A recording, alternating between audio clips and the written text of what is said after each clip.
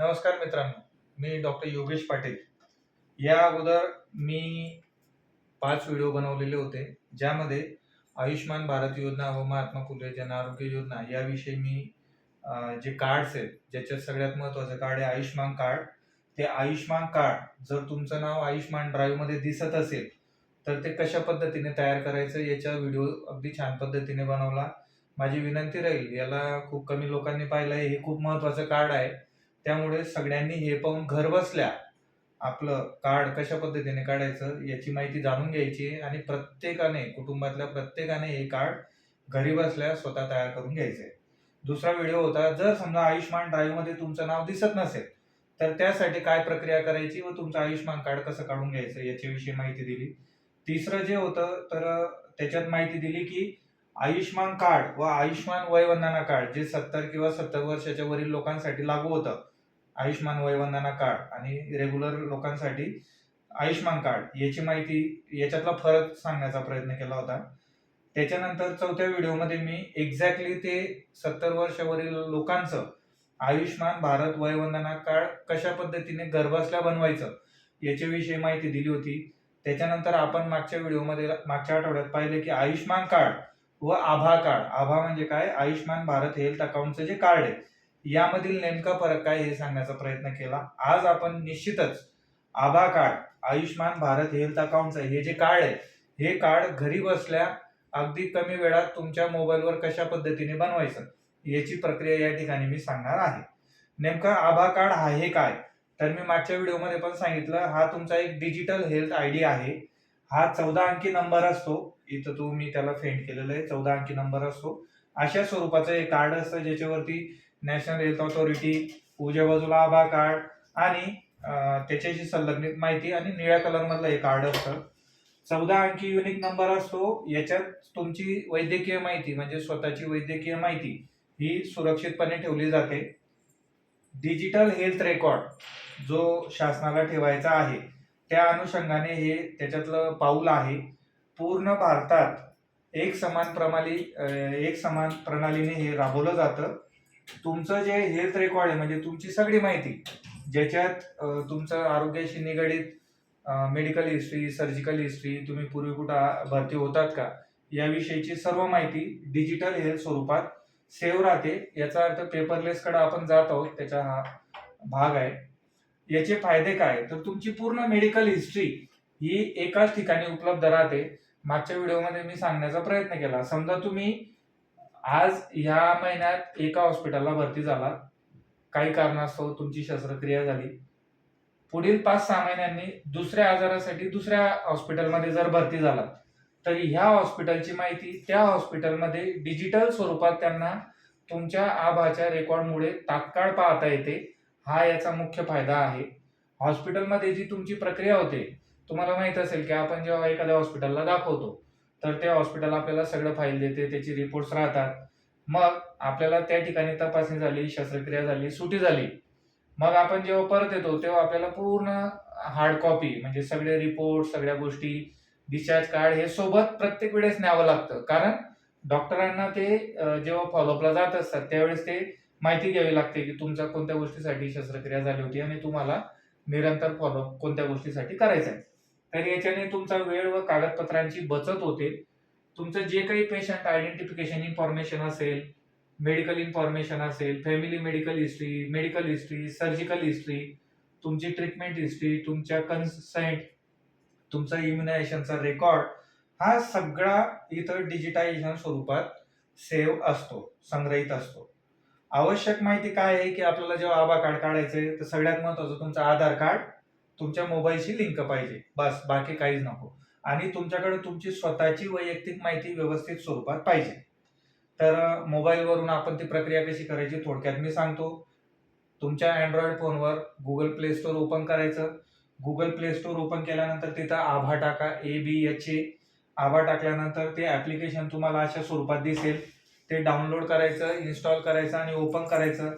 त्याच्यानंतर आभाचं पेज तुम्हाला अशा स्वरूपात दिसेल. त्याच्यानंतर तुम्ही वरच्या बाजूला लँग्वेजेस असतात, भाषा, तुम्ही भाषा निवड करू शकतात. आपण महाराष्ट्रीयन आहोत, त्याच्यामुळे आपण मराठी सिलेक्ट करून पुढे जाणार, कंटिन्यू करायचं. त्याच्यानंतर तुम्ही खाली पाहू शकतात की रजिस्टर आणि लॉग इन. आता तुमचं कार्ड नाही आहे त्याच्यामुळे तुम्ही लॉग इन नाही करू शकत, तुम्हाला रजिस्टर करावं लागेल.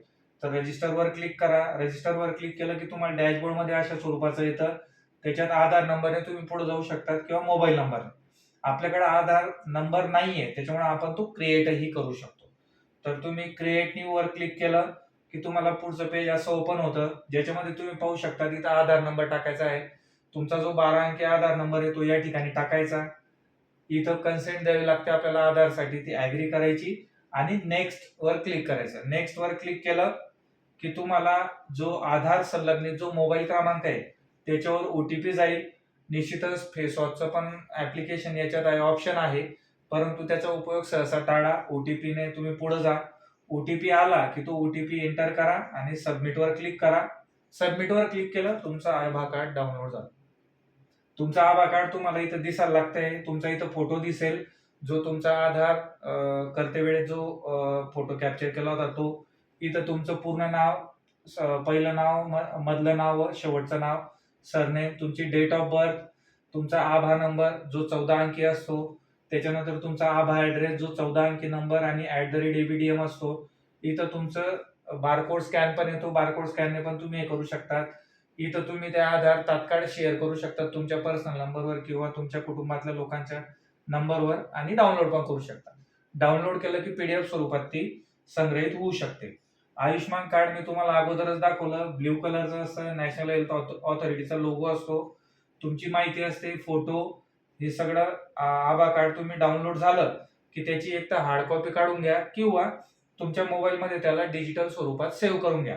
मी आयडियली सांगतो की तुमच्या मोबाईलमध्ये प्रत्येकाचा अँड्रॉइड फोन असल्यामुळे मेल असतो, तर डाउनलोड झालेलं आभा कार्ड तात्काळ तुमच्या मेल आयडी वर फॉरवर्ड करून सेव्ह करून घ्या. तुमच्या कुटुंबात जेवढे लोक असतील, समजा आता या कुटुंबात स्वतः ज्याने काढलं आभा कार्ड तो एक व्यक्ती आणि त्याच्यासोबत 4 लोक आहेत, तर फक्त यांच्या बटन समोर क्लिक केलं आणि फॉरवर्ड केलं नेक्स्ट की सरळ त्यांचं कार्ड आभा डाउनलोड होईल. पुन्हा तिसऱ्याचं, चौथ्याचं, पाचव्याचं तुम्ही 5 जणांचा आभा कार्ड घरी बसल्या तुमच्या मोबाईलवर तात्काळ स्वरूपात काढून घेऊ शकता. महत्वाच्या सूचना काय आहेत? तुमचा मोबाईल हा सक्रिय पाहिजे. सक्रियचा अर्थ काय? तुमच्या याच्यावर मेसेजेस यायला पाहिजेत, कारण ओटीपी त्याच्यावर येणार आहे. तुम्हाला जी माहिती भरायची आहे थोडक्यात, ती माहिती अचूकरित्या भरायची आहे, जसं तुमचा आधार कार्ड नंबर आहे किंवा मोबाईल क्रमांक. आणि सगळ्यात महत्वाचं, तुमचा ओटीपी कोणाशीही शेअर करू नका. तुमच्याच मोबाईलवरून तुम्ही करत आहात त्याच्यामुळे ओटीपी तुमच्या मोबाईलवर येईल आणि तुम्ही तो टाकून तुमचं आभा कार्ड घरबसल्या बनवून घ्यायचं असतं. याचा निष्कर्ष काय आहे नेमका? हा डिजिटल भारत होतोय. आपलं जे डिजिटल इंडियाचं स्वप्न आहे ते स्वप्न आपण साकार करण्याच्या दिशेने जे मार्गक्रमण करत आहोत त्याचा एक भाग असल्याने तुम्ही तुमची मेडिकल रेकॉर्ड हिस्ट्री ही सगळी डिजिटल स्वरूपात संग्रहित होते. कुटुंबातल्या प्रत्येकासाठी हे आवश्यक आहे. जसं वयोवंदना कार्ड हे 70च्या वरील नागरिकांसाठी होतं व 70च्या खालील नागरिकांसाठी आयुष्यमान कार्ड होतं, तसं आभा कार्ड कुटुंबातल्या प्रत्येकासाठी आहे. मग ते 70 वर्षाच्या खालील असो किंवा 70 वर्षाच्या वरील आपले आजी आजोबा असो, प्रत्येकासाठी आवश्यक आहे. ते आजच तयार करा आपल्या मोबाईलवर घरबसल्या. पुढचा विषय निश्चितच खूप महत्वाचा आहे. तुम्ही पाहू शकतात की प्रधानमंत्र्यांनी मार्च 2026 ला प्रधानमंत्री road traffic accident and highway accident trauma याच्यातून लोकांना 1.5 लाखाचा लाभ कशा पद्धतीने भेटतो, ज्याला गोल्डन आवर म्हटलं जातं, की घटना घडल्याच्या 1 तासाच्या आत जर संबंधित लाभार्थ्याला योजनेच्या अंगीकृत रुग्णालयामध्ये व्यवस्थित प्रकारे इलाज भेटला तर ते आयुष्य निश्चित वाचतं. त्यामुळे त्याच्याविषयी जाणून घेऊ. तुम्हाला अशी साधी सोपी माहिती माझ्यामार्फत प्राप्त होत असेल तर तुम्ही निश्चितच माझ्या चॅनलला सबस्क्राईब करा. तुमचे सबस्क्रिप्शन्स वाढल्यानंतर आमचे व्हिडिओ तुमच्यापर्यंत निश्चित तात्काळ स्वरूपात पोहोचतील. तुम्ही कमेंट करू शकता. बऱ्याच जणांचे कमेंट्स येतात, मी त्यांना उत्तरं देत असतो. ही माहिती शेअर केल्याने गरजवंताला तुमच्या मार्फत माहिती प्राप्त होईल आणि लाईक केल्याने निश्चितच आमचा उत्साह वाढेल व्हिडिओज बनवायला. तर हे कृपया करावं. धन्यवाद.